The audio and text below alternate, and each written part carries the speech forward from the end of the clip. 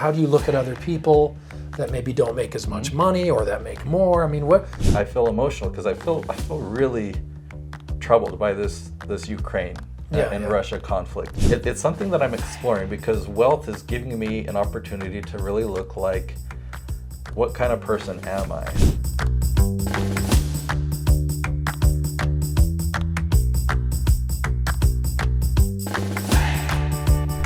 So let me ask you this, now that you've got wealth, we'll call it, right? I mean, more money than you ever made when you were probably cumulatively in your whole life.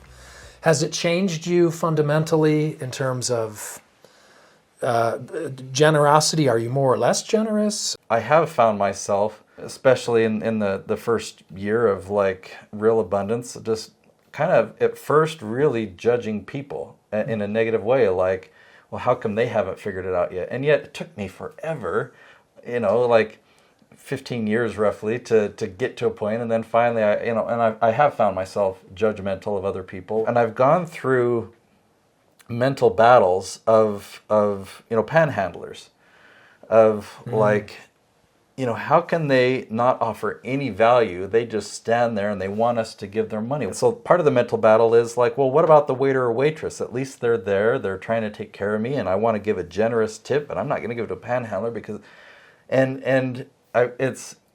it's caused me to have to really look at myself and do some experiments. I'm just going to give this person a 20 and not worry about, are they going to use it for drugs, or are they going to use, it's like, what I find is that it's giving me an opportunity to look internally and find out, like, who am I? Do I like where I'm at? Where do I want to go? And I feel like it's giving me an opportunity to progress a little bit. I'm definitely not at the top. I've got a long journey to go. Are you more or less kind of aware of the old, you can't take it with you?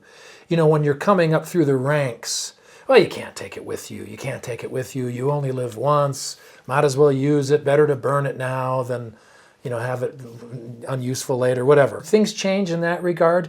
Or do you say, well, I can't take it with me, but I can certainly have as much as humanly possible right up to death's door? What the heck? I would say, yeah, it has changed a little bit in that, one, I can't afford to do fun things. We can afford great vacations. I drive a Tesla, a car that I love. Maybe in something that is related or not, but I always looked at, when I'm wealthy, I'm going to create such a legacy that I'm going to pass it on for generations so that they'll be wealthy and they'll be wealthy beyond them. And now that I'm here and I've learned so much through the journey, it's like I wouldn't want to take that away from my kids, to have them. I don't want them to suffer. I'm always like, I want to take care of, I don't have any adult kids. They're all teens and children. But I look at, like, what experiences can I invest in them now, whether it's education, whether it's a trip where we're going to just create family memories, we're going to strengthen our relationships. I'm really investing in that. On the topic of generosity, that's an area where I've been able to kind of explore, like, okay, now that I have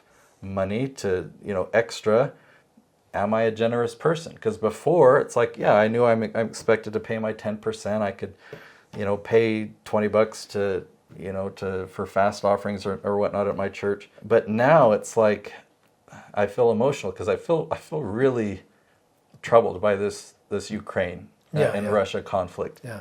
And I'm looking at different humanitarian things, and I'm like, what can I do? I've got some money, and I've donated to some things. I've donated in other ways to other charities, and it's something that I'm exploring because wealth is giving me an opportunity to really look like, what kind of person am I? Am I generous? Because I've always thought, yeah, when I'm wealthy, I'm going to do this. And now I'm here and I get to make that decision. And I do have to say, like, on the topic of happiness, like, doing stuff anonymously, it's actually pretty fulfilling. Here's a simple one, but it's a fun game I like to play. When I go to Del Taco or Taco Bell, go through the drive-thru, when there's a car behind me, I always pay for the car behind me. But I like to get out of there before they can, like, no, right? No, and it's just fun. And sometimes it's $3. They ordered something cheap just like I did. But, on times when it's like $50, it's like, oh, they're going to be surprised. And I just take off, and it's... That's cool, yeah. Yeah, maybe that's all I'll say on that. I do hope that I'm being a good steward of the the blessings that I have, the wealth that I've been given. Yeah. How has having more wealth changed your perspective of time? I'm definitely a lot more conscious of how I spend my time. So yeah, I think I value it a lot more. When you're a struggling entrepreneur and you're trying to make ends meet, you'll work with any type of client that, they're showing any bit of interest. It's like, absolutely. Even if they're like, man, I would never want to hang out with this person, or I would never, like, their business is such an awful idea. It's like you're just trying to survive. But now it's like you can pick and choose. I can pick and choose, and it's like, how do I not say this in a rude way? But I just don't want to spend my time on the phone with this person. Yeah. And so my time's way more valuable. And have you called my phone? You know what happens when somebody tries and dials my phone number?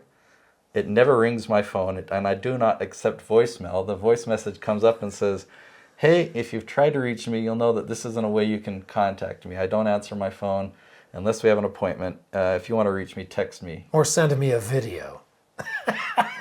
That was how you used to communicate. You still I still do. Still send videos to people? Yeah. Communication through with my team, with clients. Yeah, videos great. But even that, like, maybe if think about like Marco Polo, something probably a lot of people are familiar with, versus a phone call. Yeah. If somebody can send a little video or audio message, and then I can just respond to it when I've got time. I don't schedule appointments when I don't have to, because then I have to block out that part of my day. My time has become way more valuable to me.